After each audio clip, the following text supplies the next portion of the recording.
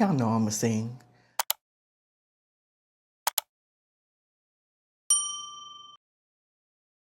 If I tell the world I'll never stay in love, but it was her.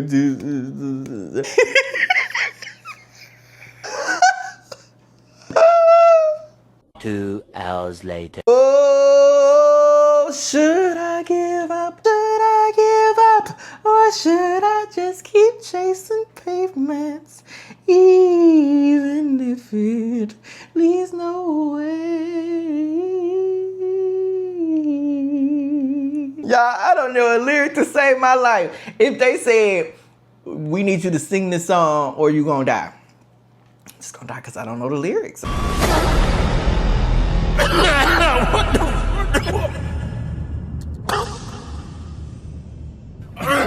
Oh, shit. Now listen, I came to you this morning. I'm not hearing the amen. I came to you this morning. What I've been knitting. Please like, subscribe, and share this video. Could like my video. Or at least comment. Come on, y'all. I've been working hard. Least you can do is comment. Now, but let's talk about what this video is. First is Wednesday. So I wanted to do, what do we call Wednesdays? Work in progress. It's Whip Wednesday.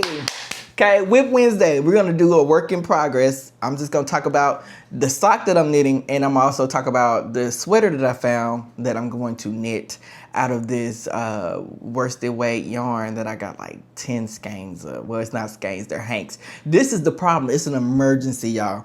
So I thought that I was gonna do a sweater from Stephen West in this pollen yellow Malabrigo worsted weight yarn 2 weeks before Easter. Okay, if you go to my shorts, I talk about what I was gonna do on Easter, but God don't like ugly, so I couldn't do that. Okay, so I abandoned the project and I went to a cardigan, because cardigans you can wear them for fall and it's not a lot of bitterness. So I've had these skeins wrapped up into hanks or balls or whatever we call them, balls. And so I'm gonna pull the camera down a little bit so you can see. But you're not gonna see my face, if that's all right. I'm kind of ugly, so I do understand if you don't wanna look at my face. I am embarrassed about how long it took me to figure out how to get the camera to come down. But I found the button, so don't you worry. So let's talk about my first whip. So I had this cute idea to get this bag out and pretend like it was in this bag, but who feel like doing that in post editing? I don't. Okay, so here it is. All right, so this is my sock, my colorwork sock. It's a Charlotte Stone knit. I got it from her wonderful book. Okay, so if you go back to my shorts, you can see that I was working on this part. I wanted to talk about this part right here. So this right here, I didn't like how my cuffs were turning out with the 1x1 ribbing. And so what I did was I twisted the ribbing. And so when I twisted the ribbing, it made it more structured. It's stretchy, but it's more structured. And so it'll sit on my cuffs, my legs a little bit better. And then I was able to do the pattern. At this point, I got it memorized. So it's pretty easy for me to go ahead. And then I went ahead and did the short row heel, which I'm pretty sure I messed up, okay? We're not gonna talk about it. I was off by a stitch, but God is forgiving, so I'm just glad to be off by a stitch. So that's my colorwork sock, and you can see it's the inverted version of this. And I don't know why, but doing it in white makes it feel like a completely different sock. So we'll see. Hopefully by next Wednesday, I would have, not next Wednesday. Yeah, hopefully by next work in progress, I would have finished this sock. It shouldn't take me long. This is about a day's worth of work to get the foot and the toe. All right, so these are my yarns. We know this is Birthday Cake from Arkansas Yarn Company. This is also for Arkansas Yarn Company. I don't remember the color. I'm sorry, Lori. Forgive me. Okay, now let's talk about that pollen yellow color. So give me a second. All right, so wool, when I'm not shopping at Arkansas Yarn, I'm going to Wool and Co. Okay, none of these people are sponsoring me, by the way, and that's okay.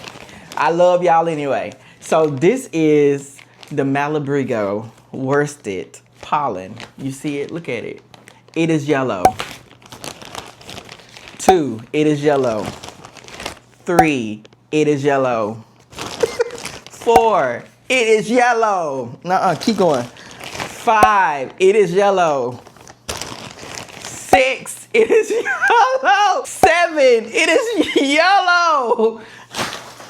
Hold on. And here is the swatch. Okay, so again, I'm having to learn new skills all the doggone time. So you can't just knit a swatch. First of all, let's talk about swatches. I'm not a swatch knitter. If it don't fit me, it ain't my fault. But this time, I really want this yellow to fit me correctly. I want this to be a sweater I actually like. And so I did some Googling on how to do a swatching around. And I found this method. And apparently it's the old method. It's not as effective because it uses so much yarn. Is basically to create this very long float at the back and then come back around and knit. Because when you're working in stockinette in the round, all you're doing is knit. But if you're doing stockinette in a flat, if you're doing stockinette flat, then you have to knit and purl. And apparently your purls are different sizes than your knits. Different gauges, that's the word. Your purls are different gauges than your knit. I'm sorry, it's so much terminology knitting has. They just love to have terms. And so here I am, I'm working on it. I got to get to 4 to 5 inches, and then I'm going to wash it and I'm going to dry it. I'm going to put the pattern here wherever I can put the pattern because it's free. I've been complaining for months about not having enough male sweater patterns for me to follow. And something told me just to look on YouTube, and I found a couple of suggestions about some patterns I can follow. And this one was free. And since it's technically my first sweater, I'm going to do the swatch, okay? Because I want it to be nice. I want to look good. Don't you want to look good? Okay. So while I'm working on this swatch, I thought it would be a good time for us just to chit-chat. We're going to have a good chit-chat here.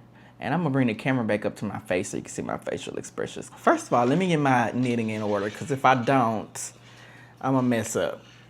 Because I'm going to be really talking to you. We're going to be really talking. We're gonna have a conversation, okay? And I really want to be there with you. So first I need to pull this back.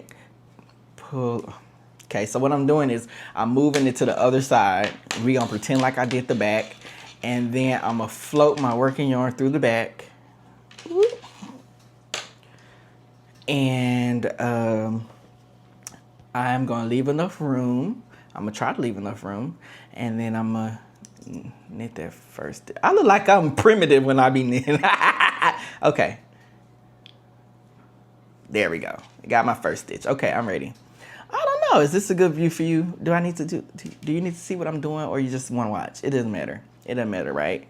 So I'm going to pull my camera down just a bit. There we go.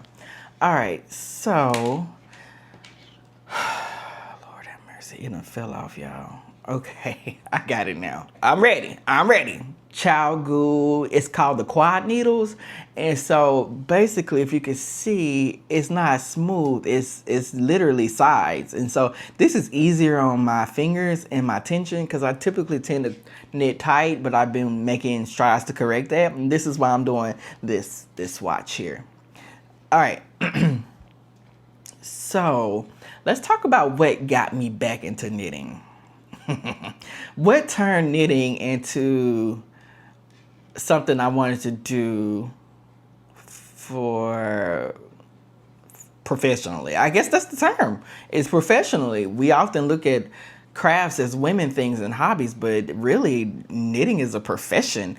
And all throughout history, knitting has been treated as such until fairly recently. And we started calling it stuff like granny crafts and stuff. But knitting is let me tell you, there is nothing more satisfying than putting on something that you wore. Like, that is a confidence booster.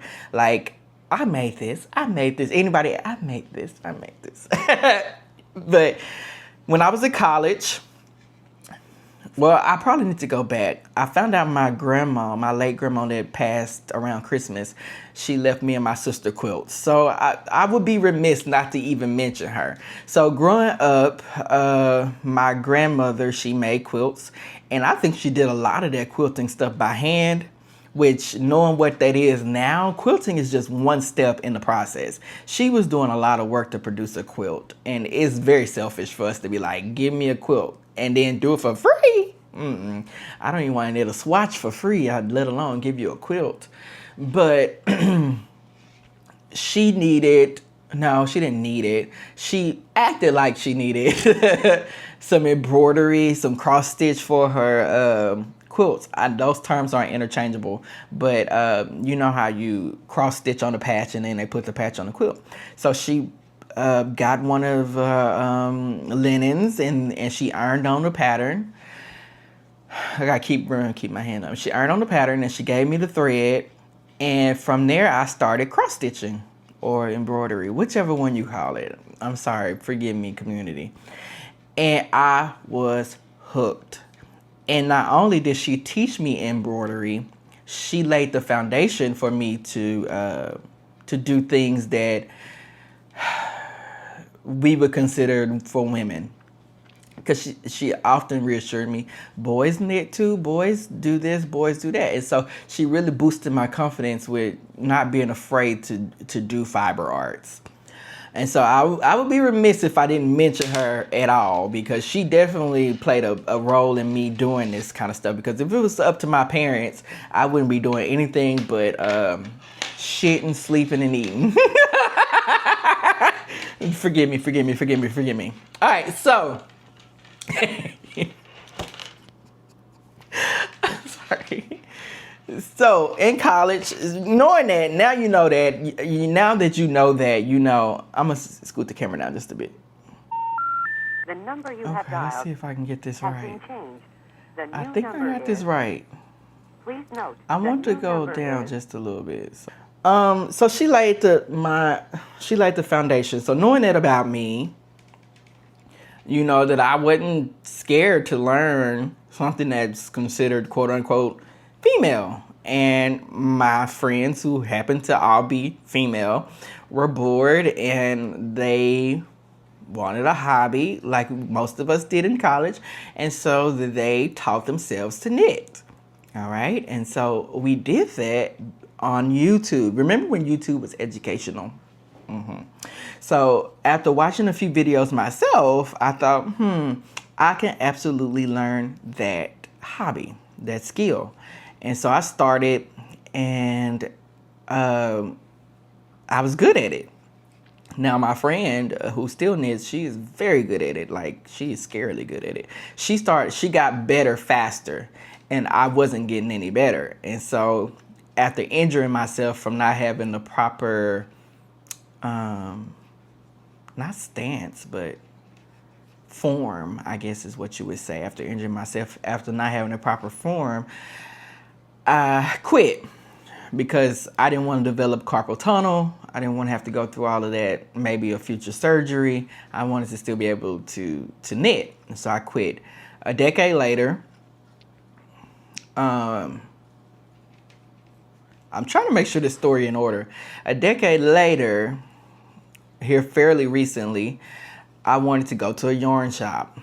And my friend was like, yeah, you should go to a yarn shop. And she found one, and it was called Arkansas Yarn Company, okay? First of all, let me go back. The most traumatic part of the story. Okay, so last year, this time, my mom was on life support. There we go, okay? I'm not gonna get into details. Just know it was dicey, okay? It was dicey. She lived, but it was dicey, okay? So maybe the last 2 to 3 weeks of July, I was at the hospital at the ICU. And you know, the ICU, it's grim. It's grim. I remember, you know, having to check in, and seeing all of those people in rooms and stuff and not having somebody there to care for them or to advocate for them or to tell them that it was gonna be all right, and they were just sitting there. It was a lot to process. And so I know how my mom was kind of treated. Not initially. She had a good experience initially. She was in a coma. But I just thought about how some of the things they did that I had to like step in and advocate for her. There was nobody advocating for these people. And it made me sad. And it's nothing I could really do but pray for them. I needed something to do because clearly my mom was unconscious and my dad, I guess he was there, but you know, we were limited in conversation that we could have. I mean, you can only have so much of a conversation. And so I packed up a bag, and in my bag I put my little iPad in there. I put my my Sudoku puzzles. It's anything I can do to keep myself busy. And then I remembered, I can knit. And so I scrounged through my drawer. Everybody got a junk drawer. I got 30 junk drawers, okay? So I just went through the 29th junk drawer. And I found a pair of needles. And I went to Walmart and I found some cheap cotton yarn. And I was like, well, while my mom is in a coma, I am going to knit. I'm going to knit a hat. Oh, I wish I would have got the hat. Where is that doggone hat? Let me think. Oh, what did I do with the hat? When I find it, I'm gonna put a picture of it. So I started a hat and I was knitting it on my Walmart material. Again, not craft shaming you. Walmart was what I could afford, and that is absolutely okay. See, I told you I can't do a lot of knitting and talking.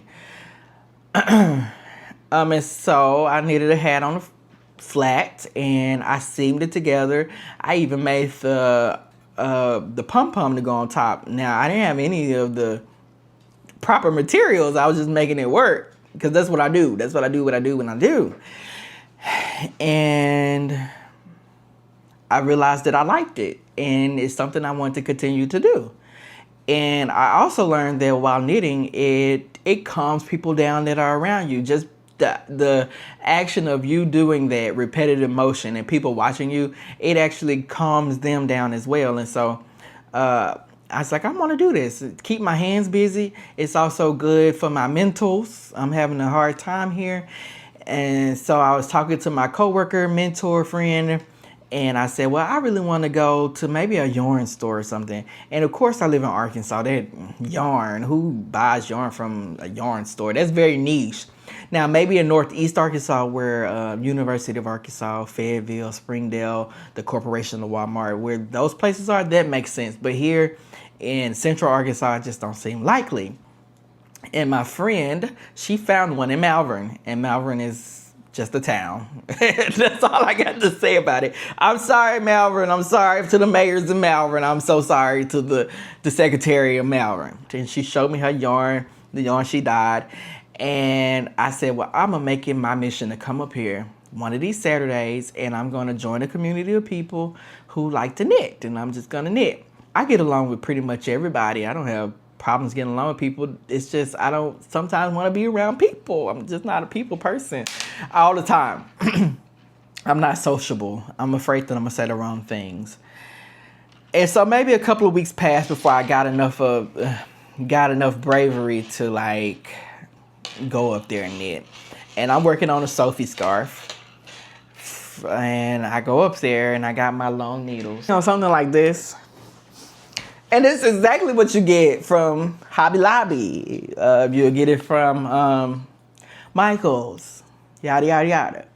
Again, I'm inexperienced. I don't have anybody tell me better. So I'm there knitting. And as you can imagine, when you're knitting on something like this, a straight hook, the arms have to be like this so that you can accommodate all of this. Low key, this is what caused my injury, straight needles, because straight needles put all of the weight on your wrist. So there's like, Darnell, you need to switch over to Chalgu. I said, I don't believe you. Chalgu can't be no better than this. And plus I've had experiences with circular needles, and my yarn always gets stuck. My stitches are always twisted. Now, if you go to that shop and you ask about me, they're gonna tell you. Every time Darnell says he doesn't do something, he's gonna come back next week, and he has done it. Okay. Not only has he done it, he's done it several times, which is why we get into the sock debacle. Hi, it's me. Now, they let me try it, okay? Because they nice at the store. It was like, here's a practice set. This is what we teach our kids on. This is what we teach anybody who wants to learn, not just kids. And I tried it, and I loved it. It changed my life. Not only was it comfortable, it was fast. It didn't hurt as much as having the chicken wings. And then once I switched over, I bought a set of Chow Goos immediately. Like, I bought the fixed version. This is the fixed one. I bought the fixed Chow Goos. Okay, these are the ones I bought. First pair. And I loved them so much. And I was like, what I'm gonna do when I want to knit a sweater? Because my whole goal was to knit a sweater. And that's my goal because people at Arkansas Yarn Company set that goal for me. They told me, what is something that you, well, not they didn't tell me, I'm sorry. They asked me what was something that I hope to knit one day, and I thought, well, I would like to knit a sweater. And she was like, well, do it. And I was like, well, I can do it. Now that's just my motto, you know, I just do it. Anyway, long story short, I purchased a set of interchangeable needles because I want to be able to not spend a lot of money, but I still spend a lot of money. It is what it is. I'm gonna have to get on these streets. That's just what it is. All right, so that's not the point. The point of the story is they switched to Chow Goos, and I never looked back, okay? I never looked back. It's such a nice experience. And then a lady there told me about these quad needles. And that helped with my tension because I was able to actually grip it like a pencil than having to slide my fingers sliding across. Now, see, this is why you need to knit with a community. My therapists have been trying to get me to, I'm so sorry if you don't want to see the top of my head like this, but my therapist has been trying to get me to join some kind of community, a writing community, join a reading, just join a community, be around people. And after knitting with those people for so long, I realized why my therapist was pushing me to join any community, because you really do, not only do you get better at your craft and your skills, but you get that social aspect of the craft. Like, I would imagine in maybe the 1800s, 1900s, that they weren't just knitting in isolation. They were knitting in circles and groups, and they were talking to each other and sharing, and all of that was passed down through generations and generations. It wasn't enough to do the art, but you also had to teach the art because you've been doing the art so long. And that's how art was taught for so many generations. And when I got around those people, I flourished. Okay, I flourished. I've done so many things that I thought I never would be able to do. Specifically with socks, I never thought I'd be able to knit on a US 1 size needle and not be in like terrible pain. But I did it, and I'm proud of myself. And if I could do it, damn it, you can do it too. You believe in yourself. Don't let nobody discount you. Anyway, that's how I got back into knitting. This channel, it's a long story. I thought, maybe I could start a channel. I already have a YouTube channel. It's just kind of like a variety show over there. It's more so education and what I do as a teacher. I'm a dyslexia interventionist, but this channel, I want to focus on something that and don't get me wrong, I love teaching. I love working with kids with dyslexia. I love the curriculum we use. I love the progress. Everything about it I love. But it's not exactly my passion. Let me rephrase that, because it is a passion. It's a purpose. There we go. Teaching is my purpose, but I got so many passions underneath there. And knitting and being able to express myself in this way not only tethers me to my childhood, what my grandma was teaching me, but it tethers me to college and being around my friends, and it's tethering me to this new group of people that I'm meeting at the Arkansas Yarn Company, and it's pushing me to do things I wouldn't normally do, and it's giving me the confidence to try new things. I don't know. It's so many skills here, especially for the confidence building. I cannot stress enough. Every child needs some kind of hobby. Every child needs some kind of hobby. Knitting, crochet, piano. They need that outlet. And just like children need it, we need it too. We need it too. So that's how I got back into knitting. As you see, I haven't made very much work on my swatch. Let me finish this row and I'll show you. I probably got like an inch done. But I really just want to sit here and chat with you. That's all. I really missed y'all. Did y'all not miss me? I really miss y'all. Anyways, knitting has gave me the confidence to start a second channel, even though I got a first one. It gave me the confidence to get up here and talk to you like this, talk about my experiences with knitting and my trauma and how maybe I'm knitting that in my stitches. But that's neither the point of this story. The point of this story is how I got back into knitting. And I feel like I've addressed that. As you can see here, I'm knitting a whole swatch. I maybe got an inch done in that little time. When I turn off the camera, I'll be able to finish, okay? It's just me sitting here chit-chatting with you. I can't get finished. Did you get anything finished? Do you want to knit with me? Anyway, we ain't gonna talk about that.